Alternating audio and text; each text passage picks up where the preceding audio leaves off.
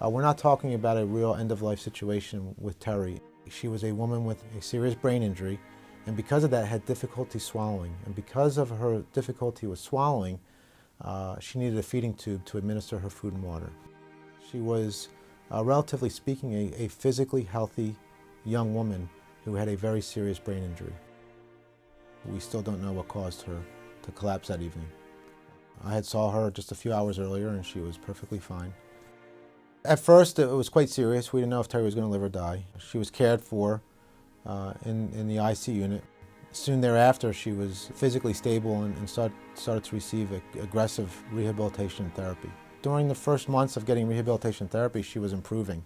In fact, she was starting to speak, which a lot of people don't realize. But we were very hopeful that she was going to continue to improve. After the money was set up, Michael did a complete 180. He went from a caring, loving husband to someone that really began his pursuit to end Terry's life. Unfortunately, all of her therapy and rehabilitation stopped about 1.5 years after her collapse. Terry was warehoused and abandoned and neglected by her husband, her guardian, and was put in different nursing homes for the next 10, 12 years. It was after over 5 years of this battle that March 18th, 2005, the feeding tube was finally removed, and Terry went close to 2 weeks without having food or water and slowly dehydrated and starved to death.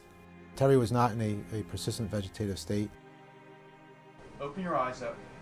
Terry, open your eyes. Well, there were more doctors on record that believed Terry was not in a persistent vegetative state than doctors that believed that she was. It defines someone as being unresponsive, unable to interact with their environment, follow commands, all of which were completely false in Terry's case. There you go, good.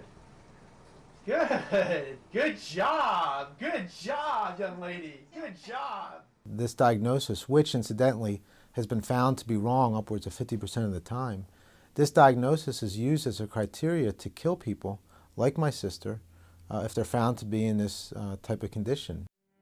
What happened to Terry wasn't isolated. It's happening every single day. If you look at the numbers of the people with cognitive disabilities, if you look at the elderly that are now being put into nursing homes, into hospice facilities, if you look at the number of those that are being deemed as unworthy of life or too costly, knowing that food and water has now been redefined as medical treatment, which has really opened Pandora's box, so to speak, it makes it relatively easy to deny it to these individuals. It doesn't matter if you have an advance directive saying that you want food and water, even through feeding tubes, or if you have someone advocating for you, healthcare professionals can still deny it to an individual. We're fighting against this attitude, this mentality, that people like Terry with these types of brain injuries have no meaning in life, and therefore we can continue to rationalize killing them.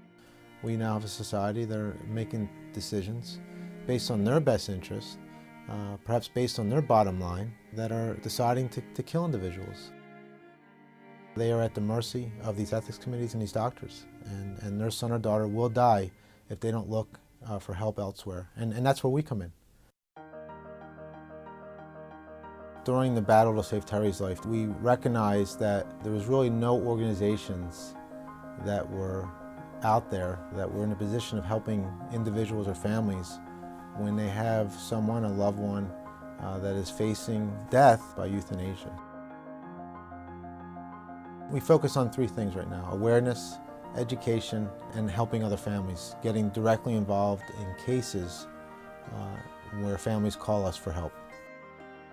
There are individuals out there, because of insurance reasons or because of their personal situation, where they cannot afford the time required so that they have the chance to recover from their brain injury. But this is something my sister never received. She was put into a nursing home and was told by her husband that she was never going to get better, and that the best thing for Terry and the compassionate thing for Terry would be to die. We don't know enough about the brain. There is, with new research, there are things that we're learning about the brain almost every day.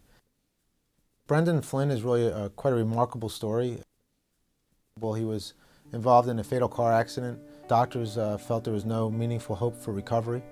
Told the mom the best thing for Brendan would be put him in a room and let him die. And his mom said no. He did survive that initial trauma. Brennan went on to receive rehabilitation and therapy, and today Brennan is married, has a beautiful young child, and he actually goes out now and speaks about what happened to him. Well, we want to continue to do what we do, helping other families, but something we've had a vision to establish for really since Terry's death, and it was really a vision of my father's, was to one day have some type of center to help people with brain injuries. We have begun the process now of establishing the first Terri Schiavo Recovery Center or Rehabilitation Center in the Philadelphia area to help individuals that are really falling in the gap. We want this to be a state-of-the-art facility. They are going to get a full spectrum of rehabilitation and therapy services. We want to staff this with the best therapists and the best people possible. So when they come here, it's going to feel more like their home rather than a type of sterile hospital. Right now, our biggest need is people and funds. We know this is going to be a very expensive project. I believe this is, like in many ways that God does, is testing us and how we're going to respond and how we're going to care for these individuals that really are our most vulnerable people among us. But I think once people learn about what we want to do and the fact that there are so many individuals that are falling in this gap and are being warehoused and neglected, that I think when people learn what we want to do, they will want to support us and help us because there is a tremendous need to help these individuals. And that's what we're trying to do, is to help these people.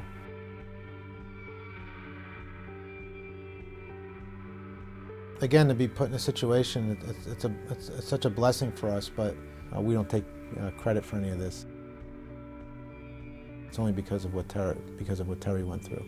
My sister, I know it often gets lost, the type of person Terry was.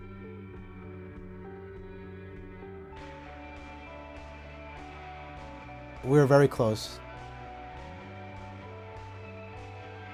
She had this great personality, this wonderful sense of humor about her, where you could always tease her and make fun of her, and she would always laugh at herself.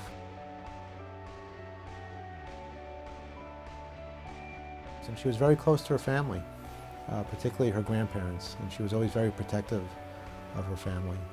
But we were like, Terry and I were especially in our more adult years, we were attached at the hip. We were together all the time, and just had a lot of fun together.